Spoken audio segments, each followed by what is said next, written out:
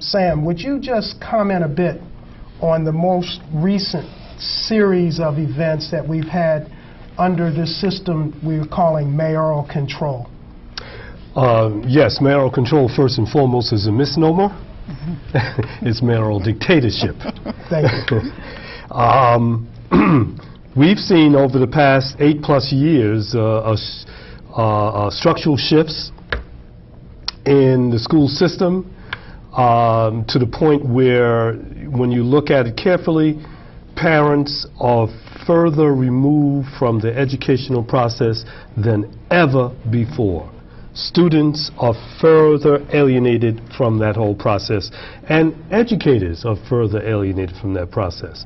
And that process is one, when we look carefully, we see the legacy of the struggle for community control morphing into, in the early stages, decentralization, and then into what we see today, the McDonaldization of public education, where principals are franchising or franchise owners of schools, and that the education concept has transformed into a business model, a corporate model, and that the main concern of Mr. Bloomberg, billionaire Bloomberg, is the corporate restructuring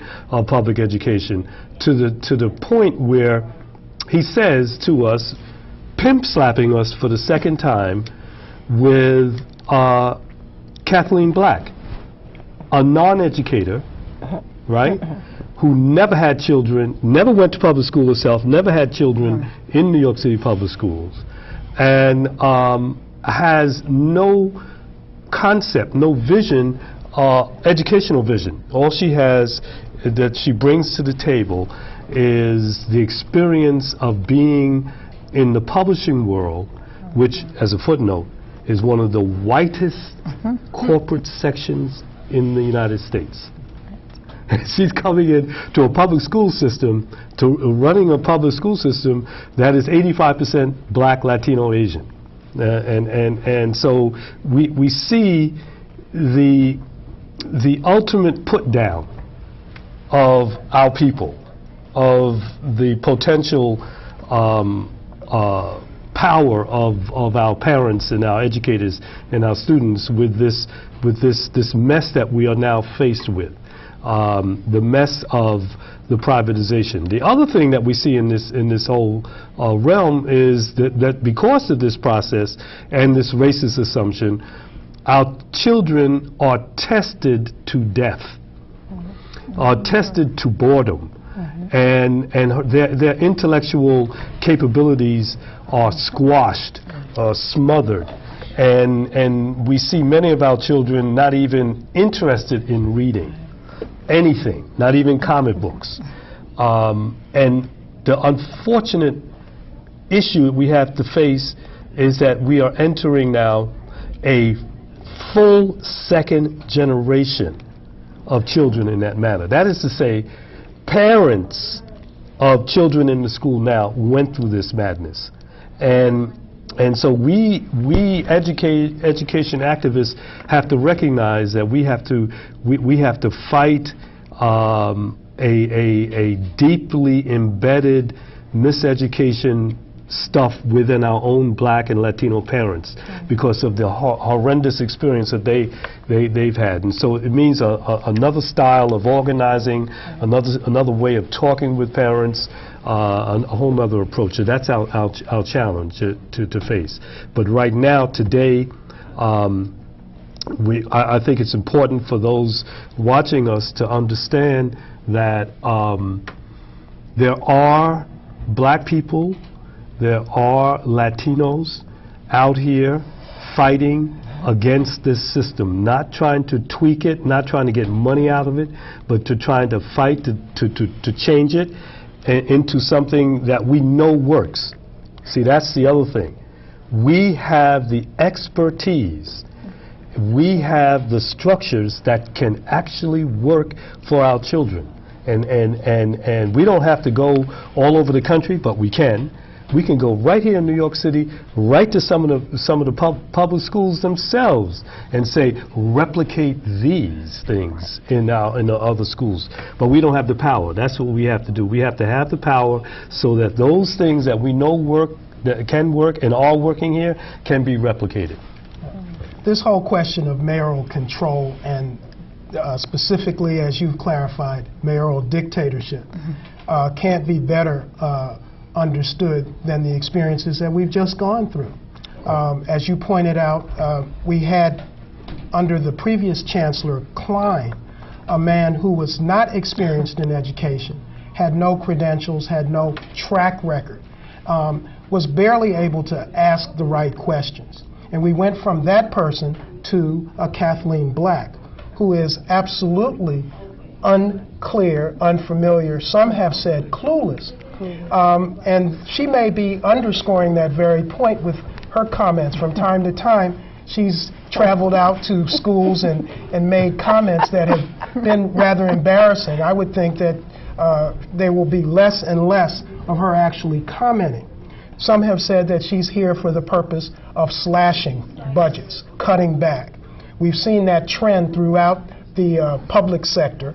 We've seen the call for private sector managers to come in and actually slash what is an important area of our children's development, the education system.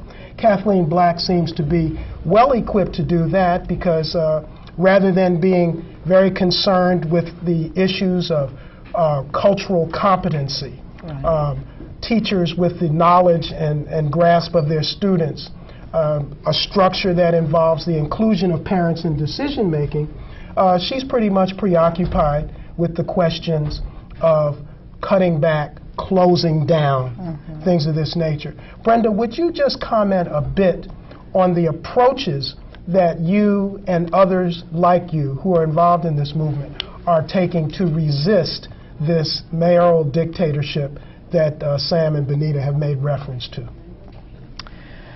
Well, I know there are a number of organizations that are out here and efforts being made. Could you just comment a bit on some of that? I just really want to talk about the People's Board of Education, which is a model that we're looking at. The Coalition for Public Education, other groups, there are various groups out there, and we're working in coalition to attack this monster, because it is a monster, you know. And as Sam said, you know, we have professionals who have that vision that that can help us, that can, you know, be the light that leads the way to get us out of this mess that we're in with the lack of educating our children. So that with a People's Board of Education, that would seem to be an alternative structure.